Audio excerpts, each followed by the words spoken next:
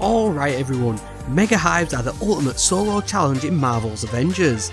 These marathon activities not only test your skill for each hero, but are also a test of your own patience as you aim to beat this 40+ level mission. In this video, we're going through all the tips, tricks and builds you'll need to ultimately finish this with a solo flawless completion every single time. Make sure you stick around until the end, you won't want to miss anything here. So if that's what you're looking for, subscribe if you're new, give us a rating down below and let's get into it. The Mega Hives are currently one of the toughest endgame activities, requiring your heroes to be at least 130 power level to attempt them, but they also now reward the rarest exotic gear. If one hero goes down, you swap out until you've got none left as you battle 40+ rooms of enemies and challenges.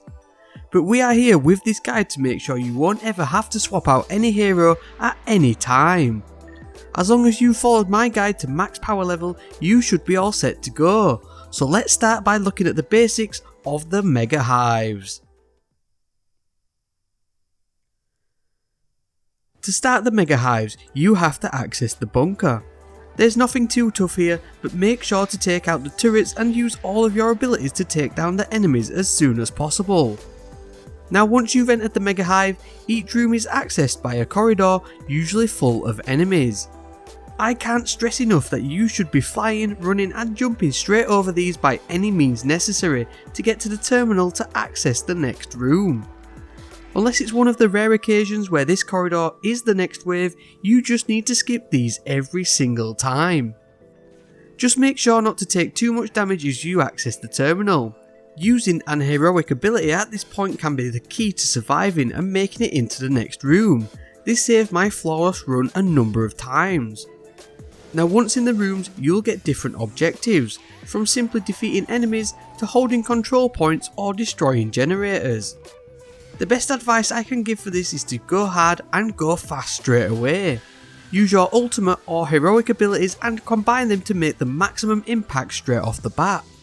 Being able to defeat 2 or 3 adaptoids in a matter of seconds is a must and will definitely make dealing with the rest of the room easier.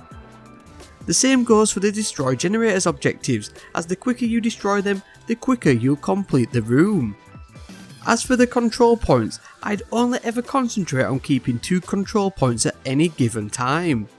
This will stop you from being overrun by enemies and it is easy to run between to stop any hackers. Only ever go for 3 if the room is clear, but even then, don't try to keep 3 points up. It's honestly more about keeping on top of the enemies at any point. Don't get caught up in a melee slog, use your abilities or get out of the way. Speaking of abilities, let's look at each hero and assess what are the main skills you'll need to be using to make the Mega Hive a cakewalk. And I'm going to start with Thor, who is by far the easiest hero to use to solo flawless the Mega Hive, mainly due to his insane heroic modifier. His Bifrost ultimate with either the cryo or burn specialization is great, especially when paired with the precision Bifrost ability where it does bonus damage when timed with the red indicator. Combining Warrior's Fury with increasing bonus damage to God Blast is a must, as well as utilising his signature hammer combo attack. This will make moving from takedown to takedown easy peasy, ultimately keeping your heroic orb generation up to refresh your abilities consistently. Next up, we've got America's Ass. Now there's no better build than the unlimited Brooklyn Brawler combo, which enables maximum heroic orb generation and pretty much unlimited immunity during takedown animation spamming from enemy to enemy. This is all centered around the CQC Specialist and Adrenaline Rush perks, and for a more in-depth look, check out my build guide linked down below. Cap's shield block is also incredibly strong and is definitely an aspect of his game you should not overlook.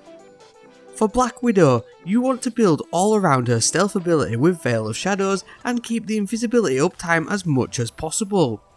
The Shadow Walker specialization will help increase its timer, and along with the ability to create heroic orbs from takedowns with Unseen Fate, this will allow you to cycle unlimited invisibility. Combine this with her Power Surge ultimate heroic attack and you'll swiftly take out multiple enemies. Iron Man's arc and defensive field support heroic ability will be a must, as it will grant you a barrier to incoming damage but it will allow you to shoot through it. A very underused but versatile ability. Plus, this will overcharge you and you can boost your unibeam damage whilst in this state. Spec into the various overcharge abilities to suit your playstyle, as this will be what you lean into during your Mega Hive run. Hulk is great for large area of effect smash and grab gameplay. Spec into his Rage and Bone Shaker abilities here. Irradiated Destruction will deal large amounts of gamma damage, and Savage Heroism will allow you to generate even more heroic orbs when taunting enemies with Bone Shaker. But especially pay attention to his Earth Smasher and Tectonic Fury power attack combo. This will keep enemies at bay with ease, and is definitely something you should fall back on when your abilities are on cooldown. Healing Spirit is Kamala's bread and butter support heroic that you'll want to use. You can get up to 3 charges of the ability thanks to the Will to Live and the Will to Fight specialisations, as well as instant revives for your teammates with the Team Spirit upgrade. You can get bonus heroic orbs from the High 5 Patty Cake specialisation too, as well as from takedowns. Next up, you'll want to use your exotic artifact abilities. Now if like me, you probably sleep on them and rarely use them, but the 2 main ones you get for completing the campaign come with some great little damage boosting perks which in sticky situations can help if you haven't got any heroic abilities to fall back on. Tachygon will boost status damage effect when triggered for a short time, and the Sacred Nornstone of Lethal Will can increase damage buff durations, so pick wisely depending on your hero's gear and setup. Remember, these have a long cooldown, so I definitely recommend using them early during encounters. Dodging and parrying are one of the main combat aspects the game teaches you early on, and for good reason. You can effectively dodge your way out of tricky situations, or even use it to just manoeuvre away from incoming fire whilst you're taking a control point. Also comes in useful if you're stalling for time for cooldowns of your abilities, and I've used this method more than most to stay alive when only failure seems certain. Alternatively, you can use the parry feature, but given the amount of unblockable attacks in the game, dodging is just way more effective.